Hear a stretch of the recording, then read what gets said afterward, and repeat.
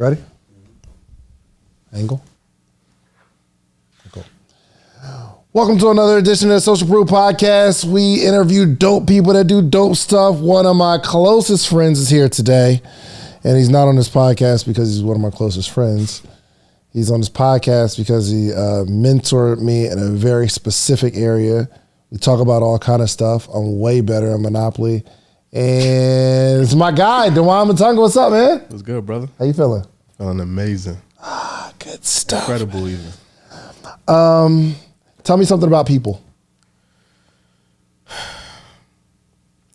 People are a product of their environment. Long and short of it, pause. That's what it is. Yo, stop being New York, bro. Hey, listen, I'm a kid from the Bronx, man. I mean, I apologize. You know what I mean? Let's just. So for what you do, human behavior at its highest level, you teach people how to like really understand human behavior on a really, really deep level. And again, like you taught me a whole lot about myself, why I do the things that I do. How do you introduce that to other people? Well, it always starts with self, right? So there's a behavioral framework that I study. There's a field of psychology that I study specifically, which is behavioral psychology, which speaks to how an environment impacts an individual, right? And then there's a framework. There's three frameworks that I use to sort of help people understand, because people learn in different ways. So some people you can have a conversation with them and they'll get it. Other people are like visual, they need to see it. But when they look at the information and then we start to have a conversation about their lived experience and where they come from, then we have a lot of those aha moments. Got it. So your area of specialty and expertise is human behavior. And I want to go through this. I want to go through like this assessment step by step because I learned it. You actually taught it to me for years. Shouts out to Kendall Ficklin. He goes into corporate and teaches people how to manage their office spaces using this framework. And there's a lot of frameworks, right? You got your what is it, Myers-Briggs, you Enneagram. got all of them joints, right? Yeah. One of my favorites is DISC, but not only DISC, because you have like a 3-part where, explain all 3 parts. Right. So when we look at behavior, let's take a step back, like self-awareness. Yeah. So for me, self-awareness is twofold. Right, there's internal self-awareness and there's external self-awareness. So internal self-awareness is your value system, your thoughts, your feelings, your core values. Those are things that are clear to you, but not really clear to other people. They're not observable. Yeah. And then you have external self-awareness, which is your behavioral patterns, observable behavior, just things that you do, your idiosyncrasies. Those are things that are obvious to other people, but not really clear to you. And when you speak about being self-aware, you want to make sure there's a marriage between the two of those, and they are cohesive, right? So there's DISC, which answers how questions. So how a person prefers to show up in an environment. And all of the different indices that there's 3 different indices. They answer different questions. So DISC answers how questions. Well, how would this person behave in this environment? How do they like to show up? And then there's something. Give me an example. How do I like to show up? Because you know me. Right. How do I like to show up? So based on the DISC framework, you would be a high I, but also a high C. So you also have a unicorn profile, right? Where most people have purely one dominant quadrant. You're dominant in 2 areas, right? And 2 areas that are polar opposites from each other. So you're a person who really loves people. You're a people person. You're the star that walks in the room. You can feel people, right? You tell when the vibe is off. You like energy. You like experience. And at the same time, you're very cautious and conscientious and thoughtful. And you're a person who likes to ask questions and be correct, right? Analytical, right? Exact and precise. And you usually don't have those in the same person, but you are like both of those in one person, right? So for me, it's really amazing to see, and I'm not surprised at how successful you are as a podcaster because you're the perfect person to ask people questions. And why is that? You're naturally curious about people. Which is showing up where? Is the I, right? You're naturally curious about people, and then you're a master at asking questions to unpack information and data. So it just makes sense. Which shows up in what? The C. Right, so there's 4 quadrants. Yeah, let's walk. Let's take this. Let's take this slow, okay? Up, right? And maybe we can give people a link to take the assessment. I don't know if I'm gonna try. Okay, if there's a link below, then great, you can take the assessment. If not, then we got to figure out another way. Generous. Let's bless the people, right? All right, so let's walk through all 4 quadrants. So DISC, right? So it's DISC, right? So it was created by Dr. William Marston in the 1920s, right? He's the person who created the first iteration of the lie detector, created Wonder Woman. He was a Harvard PhD that created this framework to really show the observable behavior in humans in these 4 quadrants. So there's D, which speaks to being decisive. So people who are high D personalities, they're very driving, very demanding, very assertive personalities. I speaks to being interactive. So it speaks to how people like to engage people, how they like to express emotion, right? They're interactive people. The S speaks to being stable. So what type of pace you like. So these are people who are really stable, really cool, calm, collected, really predictable in their behavior. And then you have the C, which speaks to people who are cautious or conscientious. So these are people who are very analytical. They can be perfectionists. They're really systematic in the way they approach things. They're very much measure twice, cut once type of individuals. Yeah. And everybody has a unique mix. So nobody's just one thing, but there's a unique mix, but everybody has a dominant preference. Sure.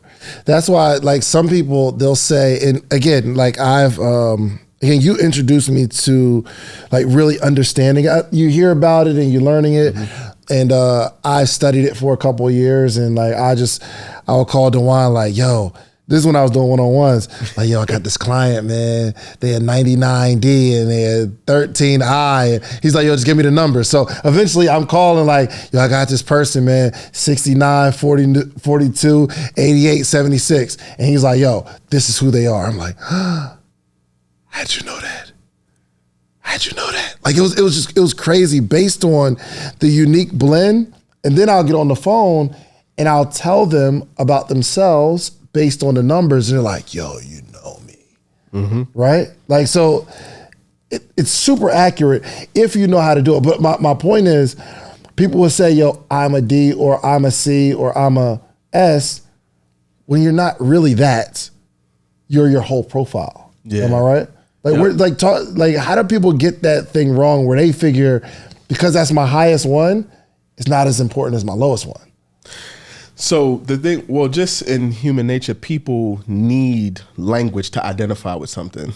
And because there are different personality types, people are going to want to identify with a particular profile. And it's really easy to help people understand. But everybody has all 4 quadrants in their behavior, just some to different degrees, right? And there is no good, there is no bad, there is no right or wrong. You know, high doesn't mean good, low doesn't mean bad. It isn't anything like that. But when we look at it, it's a snapshot of how you prefer to behave. And one of the things that I found was that although we have a preference for how we want to behave, most people are not behaving the way they prefer to. And so that's why they experience. Say it again. Most people aren't behaving the way they prefer to. Right. So most people, so we look at natural and adaptive behavior, right? So when we think about a person's natural behavior, this is who you are when you're most comfortable in your preferred environment and how you choose and prefer to show up. And then we have adaptive behavior, which is how you behave when you're under stress, when you're being observed, and when you feel uncomfortable. Now, you know, if I'm speaking or I'm doing anything, I usually ask people, how many of you are experiencing stress right now? Most of the time, people are raising their hand.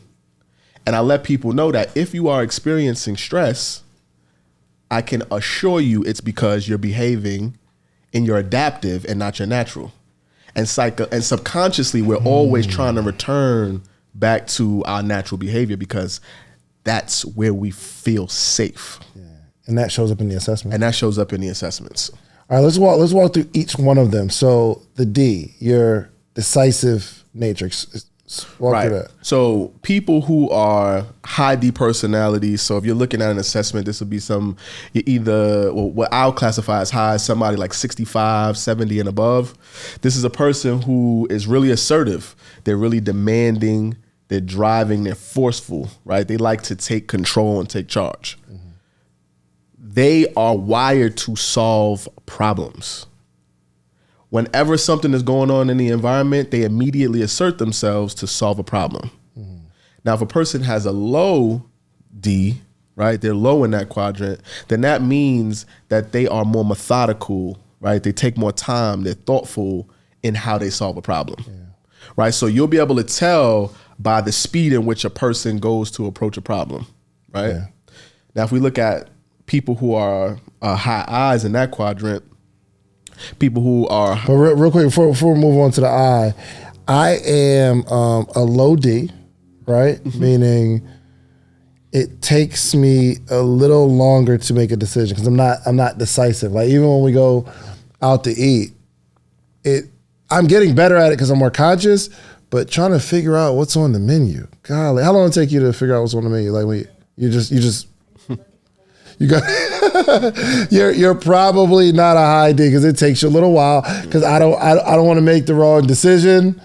I'm thinking through if I get this and I don't like it, but my heart is leaning towards this.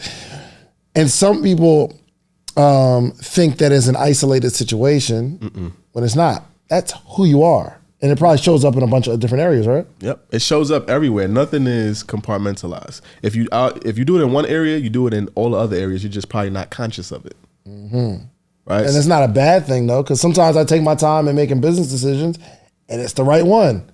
Here's the thing: there is a game. There's one game that's designed for only you to win at.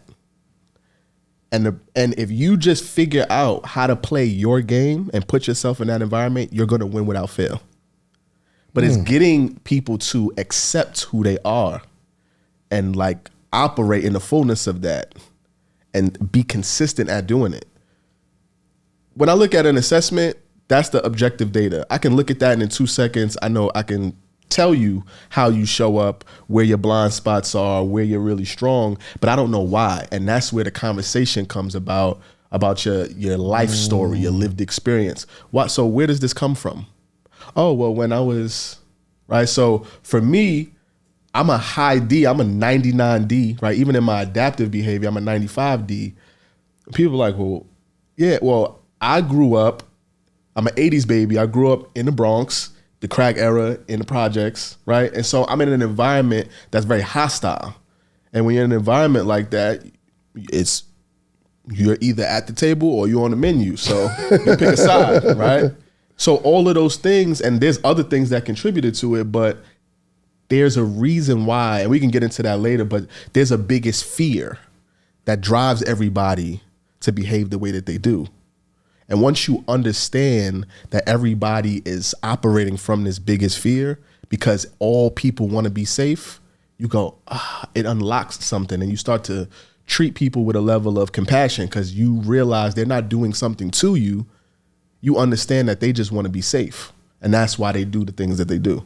They just want to be safe, but their mind is telling them that if I operate in this manner, then I'm safe. Subconsciously, we're not thinking down this line, but me being a low D, it says, if I don't rush into a situation, then I'm safe. I'm safe to make the right decision.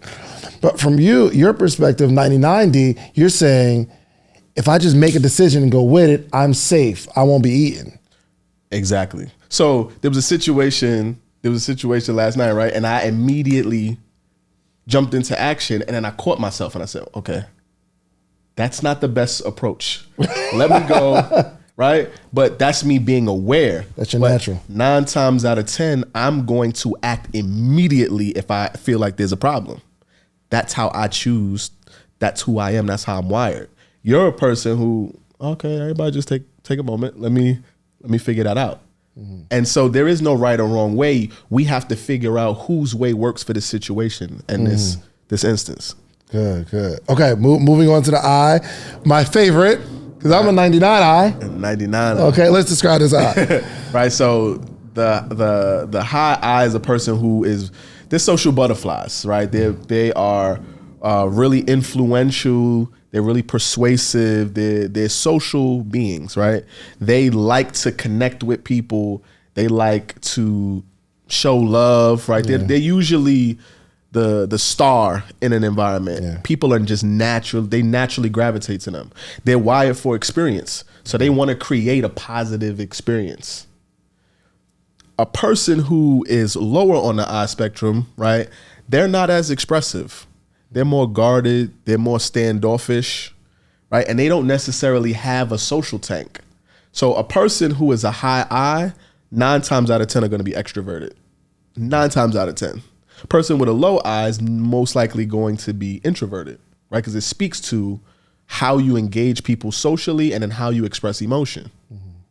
A person with, it doesn't mean a person with a low I doesn't have emotion. It's just they guard themselves. And they're really, really careful about how they express it and who they express it with. A person with a high I is going to be more expressive, more visibly expressive in how they interact with people, how they express emotion. Gotcha. Talk to me about like the maybe the triggers of an I. And I know it's going to be based on experience, but maybe not the triggers, but what are some of the issues that a high I and a low I would face? Right. So a person who's a high I is wired for people. They're wired for people and they're wired for experience. What they're not wired for is details, right? They're not wired for things that are difficult, right? Because they want high I's are wired to make everybody feel appreciated and everybody feel good. So when there's like a mood kill or there's like some whack juice in the environment or the energy's bad, they're like, I'm gonna go over here. Or they're really creative and they're really thoughtful, but when things have to be fit in a particular box or a specific way, it kind of dampens their creativity. So things where there's attention to detail, a high I may struggle with. Like, don't ask them to remember or write this down. They're more go with the flow. They're in the moment. Yeah, they're in the moment.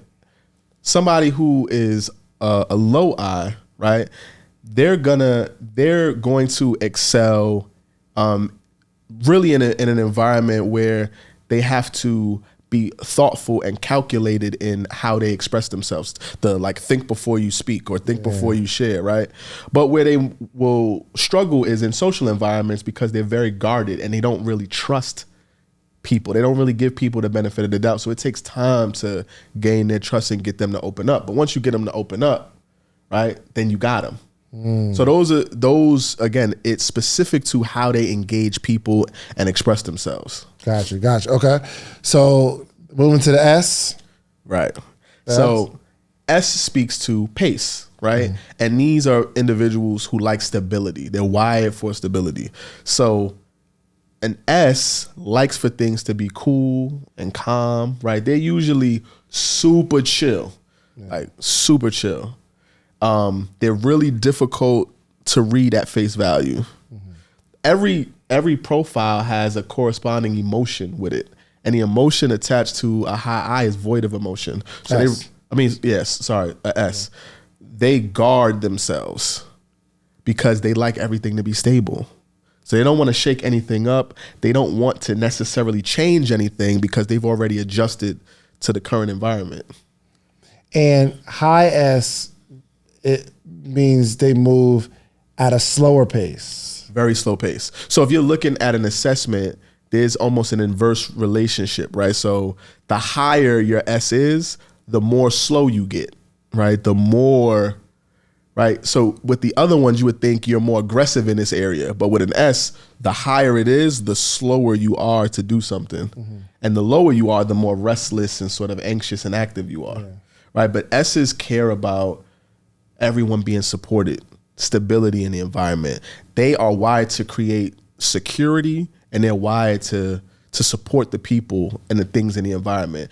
They are the ride or dies, right? When you hear about somebody's a ride or die, that's 9 times out of 10 gonna be somebody who has a high S in their profile. You know what's crazy? You're high S. So like you, I have a unicorn profile in that I'm a high D and I have a high S. Right. Yeah. So it's like, even we're playing Monopoly, right? And I'll ask Dewane a question like, yo, trade me that or sell me that. And I can see when the S kicks in because you won't respond right away. I'll say, hey, do this. And you look like,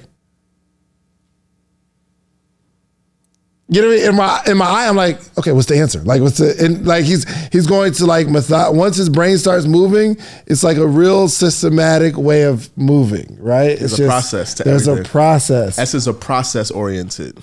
So they go through a checklist. Like, so you know when like you sign up for like an account and they go through this verification process. Okay, put your name, put your profile, put your card information. That's how a S's mind thinks. It's in this sequential order almost because they follow processes. Right. So your D says, I'll answer this question, but I have to answer the question in my order, in my pace. I'm going to answer the problem. I'm going to solve the problem. I'm going to do it in my time, at my pace. You're not going to rush me. Right. And that's what I used to think, that your aggressiveness or your decisiveness has something to do with speed, and it doesn't. No. It's not like, you would think like people say, yo, I'm a high D. But that's not necessarily true, especially if the S is dictating something else, or the C for that matter. Yeah, the D is gonna dictate my willingness and openness to go solve that problem. I'm never running from solving a problem. I actually am one of those weird people that like will gravitate to the problem. If there's a problem, I wanna solve it, right? So based on, my lived experience, right? If there's for me in assessing and analyzing my profile, right? The high D and the high S, I always, that like 50 had that video. He's like, everybody is like 50 want a problem. It's like, I don't want a problem, but if you say there's a problem, then I say no problem, right? Like, I want there to always be peace, but I'm willing to go to war to make sure that it's peaceful. I hate tough conversations. I don't mind them. Let's get straight to it.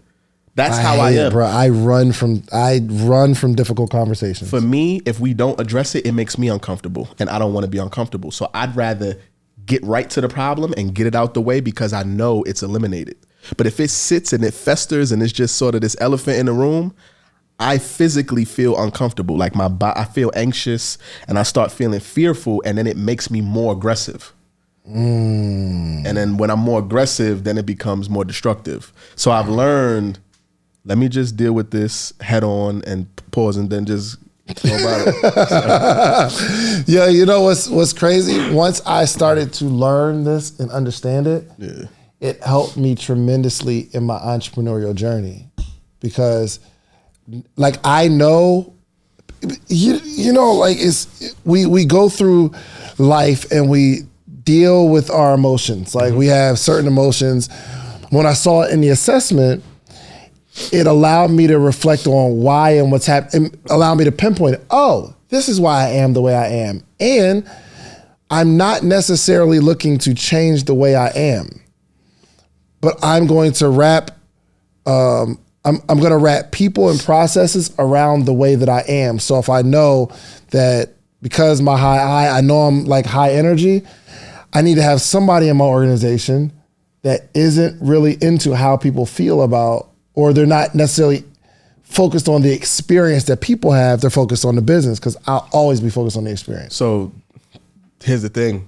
Everybody has a superpower and everybody has a blind spot, right? Everybody has a challenge. Yeah. Blind spots are natural. Weaknesses are manufactured. Explain that. Right? You just said, right, like, oh, I'm strong at this, I'm weak at this. But the way people are, we stick to people that we know, that we like, so people that are like us. So if you're going to associate with people, 9 times out of 10, you're going to associate with people just like you. If you have a business, you're going to hire people that are just like you. But you're hiring because there's a gap in the company. Yeah. But if you hire everybody that's just like you based on what you like and what you feel, you duplicate the problem. So now it becomes more of a problem because you have more people doing this thing and you don't actually, you don't solve anything. So my whole mentality is let's use our differences to make a difference because you're strong at something that I'm not. Like our profile specifically fit like a glove because I'm a high D with a low I with a high S and a low C. And you're a low D with a high I with a low S and a high C. Anytime we do anything together, it's just gonna flow because we cover each other. I'm gonna see where you have a moment of hesitation. I'm gonna jump. Yeah. I'm gonna jump to, okay. And you're gonna be like, okay, you need to relax. Let's calm down, right? You're gonna crack a joke to this levity or something, right? But it just flows. When you have a team of people who understand the value that they bring to the environment and where they struggle and how that relates to the other person, now the other person knows where they can add value and you don't have to ask me. And once I know it, I jump right into action. And when you have a collective, when you have a team, right? Whether it's a relationship, whether it's in a work environment, everything just flows different. People think 1 + 1 = 2 or 2 + 2 = 4. No, when you have a bunch of people, there's economies of scale. Once you have a bunch of people who have bought into the same, you know, sort of secret sauce or the same mentality and everybody's working together, you go much further than you would have gone by yourself. Yeah, gotcha. This is good. This is so good. You got your assessment up? No. You got it, right? It's in my email. You got it? You got your assessment? Yes. All right, cool. We're going to get into it a little. We're going to get into it, all right? Because I'm going to have you give him your numbers, okay? And then you're going to have a conversation. It really is an amazing experience. Okay, all right, so let's go into C, which is my other favorite. My favorites are my I and C. That's who I. Yeah, those are my so there's like a primary and a secondary, right? So your secondary is a C. So the C speaks to being cautious and conscientious. And again, we spoke about the emotion associated with each profile. This comes from fear. The emotion is fear. So C's have a fear of making a mistake. A C's greatest fear is criticism. That's why they're a C. They hate making mistakes. That's why they take their time. They ask a lot of questions. They're very exact and precise. They're always taking notes. They want to, I like to think of them as like the anchor of reality, right? In an environment. Most people would be like, yeah, they like a mood kill. But when you're all in the clouds and you're super hyper, we going to do this or that, the C's going to be like, well, we need to go do this and make sure that all of this is done first before we can do that. Because if we don't, this is going to happen, right? They have everything mapped out. Yeah. They measure twice and cut once. They want to make sure everything is done right the first time. So they don't want to return back or do things. They're going to make sure everything is done with precision and it's pristine and everything is perfect the very first time it's executed. So think about a sniper. They're not like, you know, a shotgun or a mercenary that just runs in shooting like Rambo. The sniper is going to wait. They're checking the weather, the Earth's rotation. They're looking at everything when it comes to ballistics, and then they take one shot and it's over. And that's super valuable. But some people get mad at the C though, especially in a environment. You may be inclined to get mad at the C if you weren't like a high S and understand it, but because who wants to wait for you to be that detailed? To tell you all, so it is probably explain it a little bit, Yanni. So Yanni does the editing of like all the videos and the clips. And Reese too. I know Reese hates everything about this, but there'll be these little details. It's these little things that are off, the way the video ends, or some like the caption. It's all these little things, and it appeared to be nitpicky, but I can't help see it. Yeah, I'm a 77C. It makes you feel unsafe.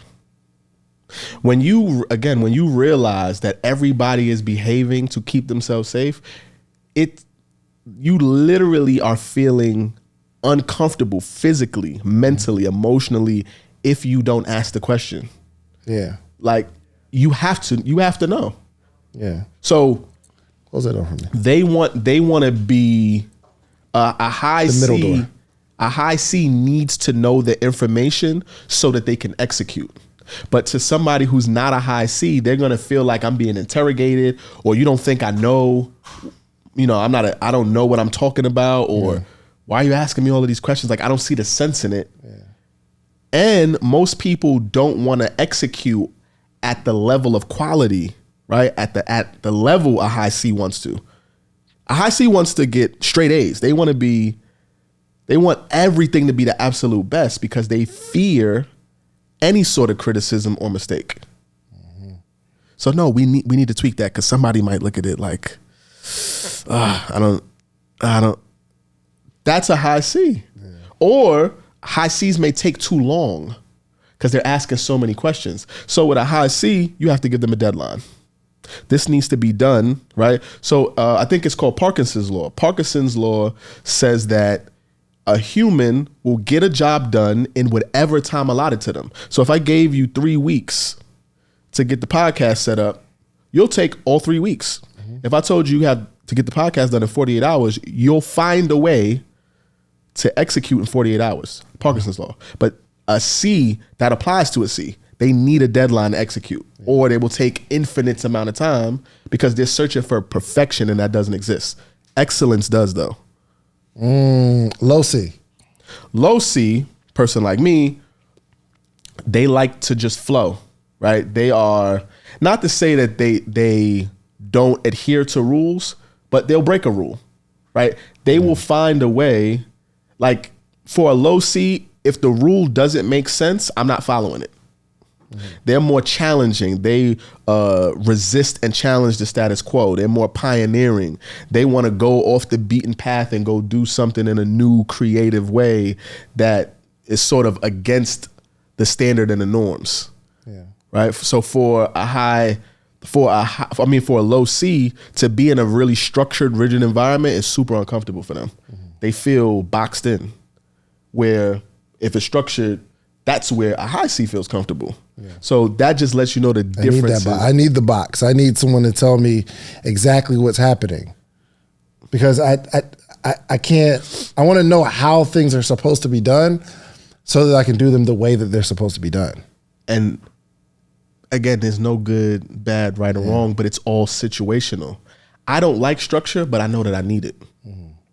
So I know I need somebody to give me some guardrails, or I'm hulking a China shop. I'm gonna break something's gonna go left, right? And for somebody like yourself who's a high C, there's certain times where you need urgency, or you need to just jump out there and get it started. And once you're in it, you know how to navigate, but you will obsess and overthink about it. Yeah.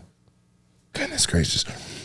Okay, so I wish we had time to get into like, first off, we'll probably be, and I was sitting here and I was like, yo, Dewane, we are going to do a podcast together. Me, you, we're bringing Kendall, and like this needs to be a running conversation so people can understand how to improve, because there's so many different nuances in the disc, right? Some people like are just looking at the disc, and maybe they don't trust it because, one, when you got it, you couldn't understand it yourself, or two, the person that was relaying the information, they didn't really understand it, and they had some sort of understanding about how it works.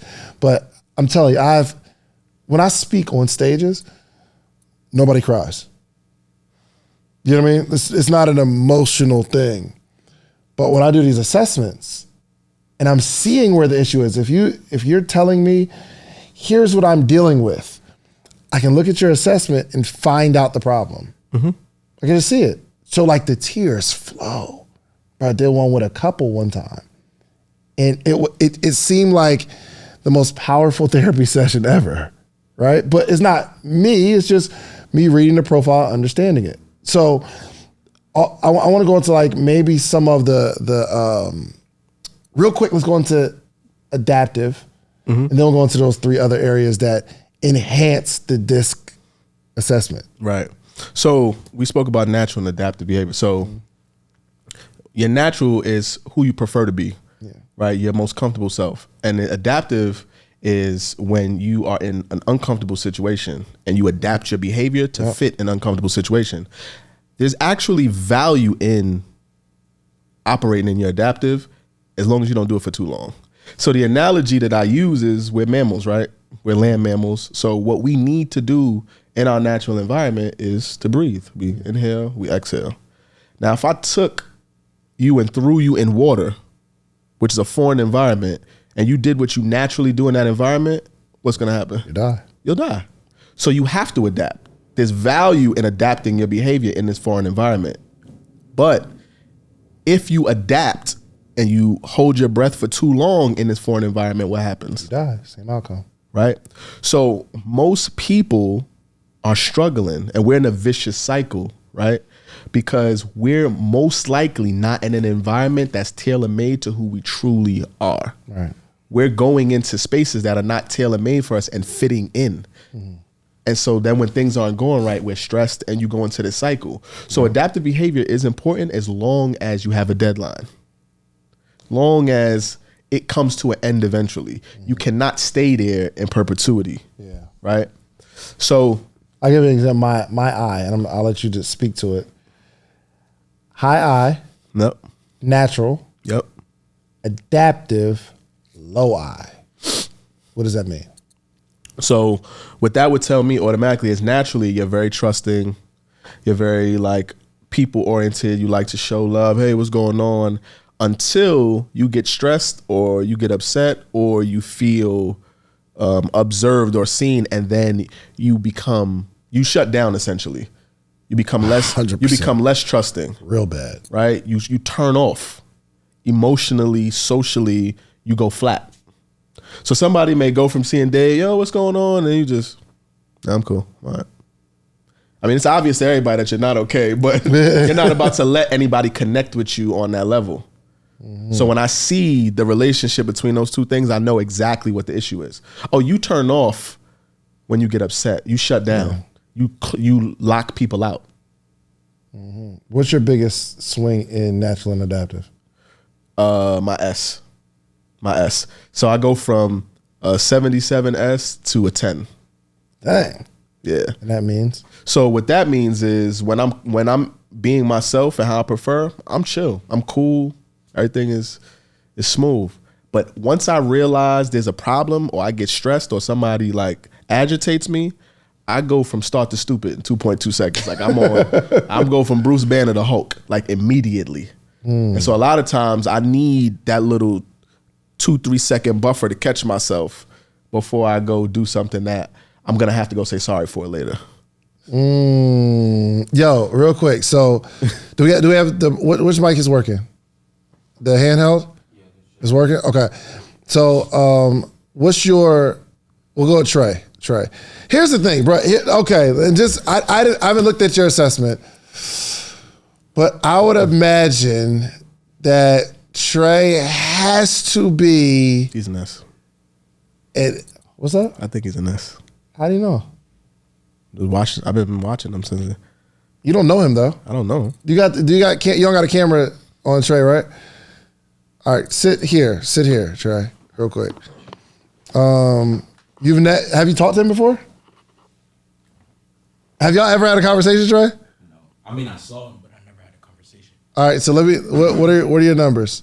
Because I gave it to everybody on my team, to take it. So what are your this? Start off with the higher number? Nah, just give me your D, I, S, and C. All right, so the D is 17, the I is 60. The D is 17, the I is 60, and the S is 77. C is 99. Oh. Yo, it takes my brother and I knew it. It's more impressive that you've never talked to him. You say, yo, he's a C. He's an S for sure. But so Trey, he'll do a whole, like I'll be like, yo, I need these thumbnails done, bro. He'll do them. But I'm like, yo, Trey, I need it. He said, oh, I did it. I just didn't send it to you. You know what? He's a C. So he doesn't want to be criticized. So it's not done until he's gotten all the feedback and it's complete based on all the feedback, so he doesn't get criticism. And I gotta look at it multiple times because you're anticipating what Dave's gonna tell you or potentially what he'll tell you. Yeah. And it's not done. I bet you any amount of money, he's like, oh, here's a draft. Here's what I was thinking. Right. And he's like, well, what do you think? All right, let me go fix. Like, or if you don't respond the way that he wanted you to respond or thought you might respond, oh no, let me go. I'm gonna just go fix a couple things and let me. If you don't tell him I need it right now, he's gonna work on it until you force him to give it to you. Yo, what made you not ever talking, not having a conversation? What makes you say, oh, he's ass? So one, I can look at his body language and his affect. He has no affect. So he doesn't let people necessarily read him. And I watched in an individually and in a group environment, right? He likes to just play in the background. So somebody who's a high S and specific, but he's a high C, but he also has a high S, they don't like attention. They will play the background. They like to support what's going on. They do not want to be in the front. So he's also somebody that's very diligent. So I paid attention to when he called you, like, hey, this is some stuff going on. That would never happen. If it was me, I'd have just been like, yo, we're going to figure something out. I'd have told you what happened when we came back. But little things like that, those are observable things. A high D and a high I, they use language like, well, why not? We just jump to go do stuff and somebody be like, yo, you can't do, well, why not? Let's just. A high S and a high C, they ask what if. They use what if language. Well, what if this happens? Or what if they say this? So I just pay attention to, I was watching how he moved with people by himself, the phone call. I pay attention to all of that type of stuff. I already knew. He just. That's crazy. That's great. Yo, I'll tell you, he does this stuff all the time, bro. Like we'll be in a crowd of people like, all right, give me your numbers. And he'll like, yo, he'll tell you all about. We had a thing like, give me the numbers. Like me and David on the, or David, we just be talking about somebody. Yo, bro, just give me the numbers. Like, he'd be like, yeah, I was talking to so-so, give me the numbers. And it's just in the conversation. And we like, oh, okay. Like, cool, got it. And it just goes like that. Let me see your assessment. Now the good thing, right, is that he's going to take the time necessary because he's a high S. He's going to take the time necessary to make sure it's flawless every time. Would that lend to the S or the C? He has a high S and a high C. So he's going to make sure, right? So one of the issues that I see is a person will have it. I actually see it in your profile. Where's that table at? I'll see it in your profile where you have a really high C, but a low S. What that will automatically tell me is you have really high standards, but you never take enough time to actually meet your own standards because you're moving too fast. He takes his time. He moves at a slow enough, consistent pace to meet the standard of a high C. And I gotta like take note of everything. Right. And then he's a low D, so he's super methodical. He's calculated in how he's approaching everything. Give me an example of like how. Okay, this is assessment. You can see the natural and adaptive. I mean, I got the numbers. What, so I'm good. Yeah. You got the numbers in your head. What is your biggest? Well, actually, they can see it on this thing. Okay, you don't mind people seeing this, right? Okay. Good. Well, even if you had a problem, you wouldn't tell me because you're a low D. Exactly. So, all right. So, give me one of your biggest challenges, and I'd like to hear Dewane kind of talk to it. My biggest challenge is like being rushed to like do something. It's like it's just like a force, and like the person is like persistent on getting it done at that time, and like now I have to like think through it, and it's taking me like real long to like push through and come up with something, especially with designs, because people just need it like quickly. So that's like my biggest challenge, and also telling people like no in the moment, because I'm just always like used to saying yes because I don't want to like let people down. Right. So there's two things. And I wish we had time to really. We got to wrap up. But I wish we had time to do like the disc and go into attributes, because this is the game changer. It's not just disc. Right. So disc answers the how questions. Values answers why. What is motivating you to be the way you are? And then there's attributes, which answers the what questions. What are you naturally gifted at? Everybody wants to know, what's my gift? What am I gifted? That's what it's going to show you, right? And attributes. Yeah. So for you perceive everybody as rushing you. The reality is, as a person with a high S, you don't have a sense of urgency. right? So you struggle with urgency. So you perceive most people as rushing you or being aggressive or being pushy when they're not. You just take more time to do things than the average person does. Yeah. Right? And then you have a fear of being criticized. So your high S is your pace. So you really take your time, and then you're afraid to make a mistake. So you constantly overthink. You're creating scenarios that don't even exist. You're trying to play off every scenario. If I do this, this person's going to do that, right? And you are making most of this stuff up. The low D is you're not going to make a decision. So the challenge with the low D but the high S's believe things are supposed to go a certain type of way. They're process oriented. They just don't want to make the decision. But if you make the decision and they don't like it, they got a problem with it. But they won't communicate it to you because they're non-confrontational. So they don't want a problem. That sound like you? Yeah. So he'll secretly be feeling a way and won't say anything. So it's like this resentment will start to fester. And that's the dangerous part because you're keeping receipts on people and they don't know that they've offended you. And then you explode 2 months later and they're like, well, what just happened? I didn't even know. You like, nah, because last week. 2 months ago, bro, I remember you said. So somebody who is a high S, they're naturally accommodating. They're going to say yes. Mm-hmm. So you have to make sure that that's really what they want to do. Mm-hmm. Yo, well, what you want to eat? I'm cool. I eat whatever. No.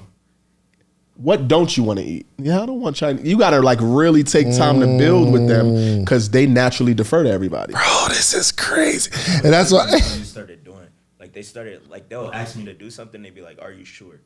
Like, are you sure that you can do this or that you have like the time to do it? And so that like works better because it gives you like that second like confirmation to make sure that you can do it. Yeah. Anytime I'm talking to somebody that I know is an S, I ask them 3 times, same thing.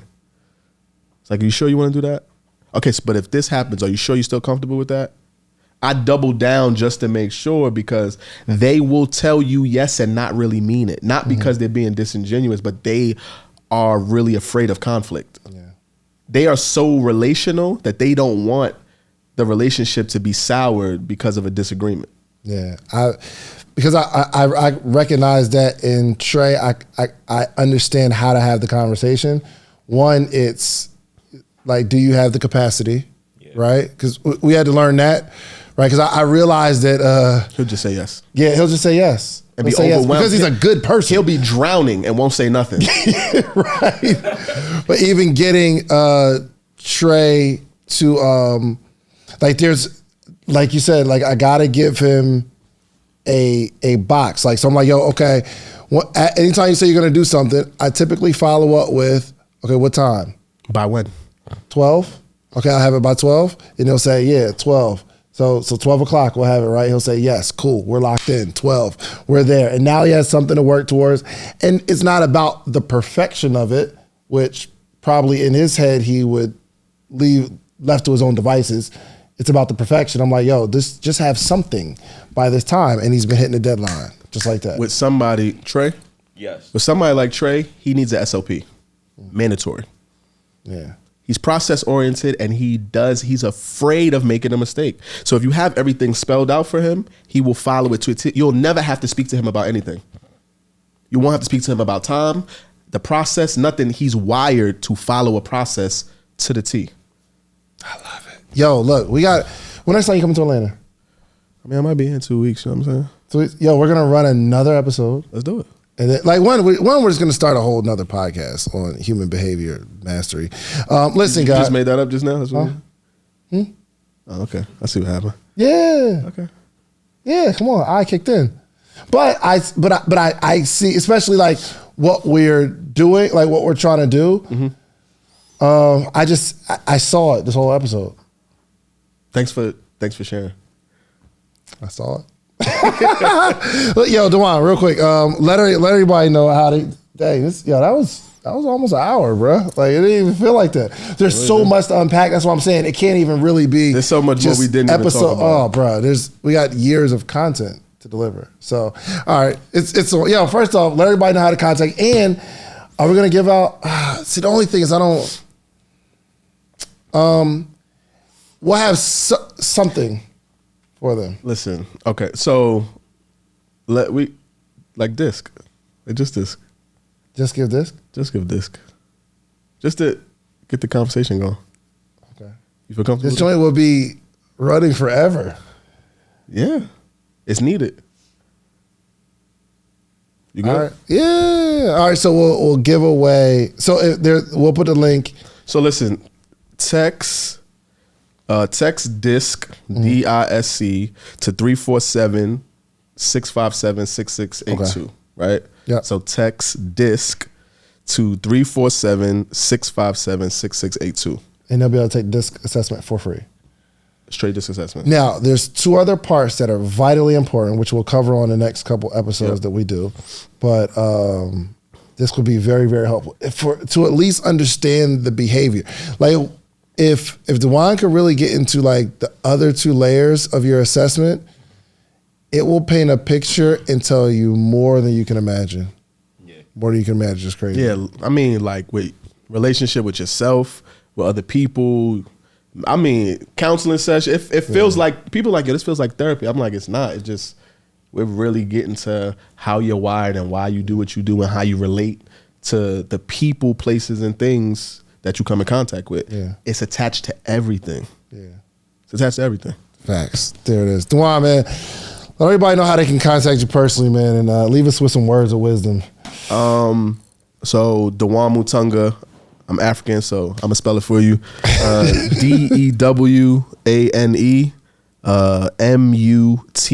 Mutunga. That's Dewane Mutunga. Instagram, Twitter, YouTube. I'm accessible. Holla at me.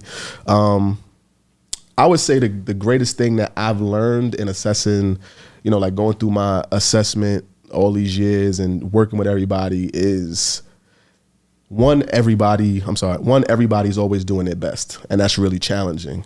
And in understanding that you're always doing your best, intent doesn't negate impact. So just because you had good intentions on doing something or you didn't mean to do it, it doesn't remove the impact that it had on the people around you. You didn't mean to offend me, but you did. How do we avoid that? How do we change the behavior to make sure that that never happens again or to minimize how it happens? So once we remove the good intentions or we don't stop there and we start looking at the overall impact of what we do and what we don't do, and we start having conversations about it, relationships change, right? We start to treat ourselves better and everything around us ultimately benefits from it. So yeah. There it is. Listen, man, we can't close out no better than that, man. Click the link below. There will be some goodies for you.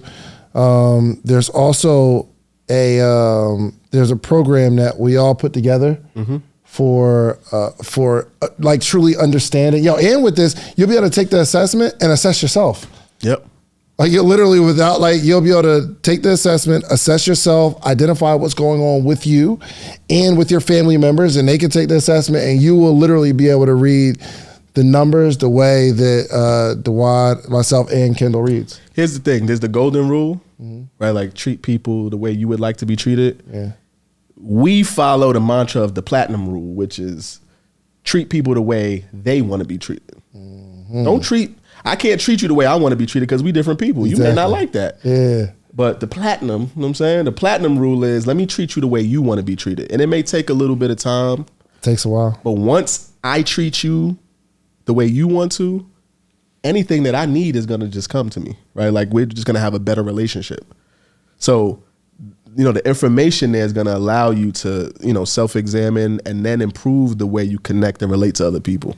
I love it. Yanni, that's a clip. That one right there. Yo, listen, man, you can't close out no better than that, man. Make sure you follow my brother Dewane. You'll be seeing us do a lot of stuff together. And also go get you some social proof, man. Go build something. Go get some information. Get something valuable you can share. But come back and share it with your community because that's the only way our community grows. All right? We are out of here. Peace. Peace. All right.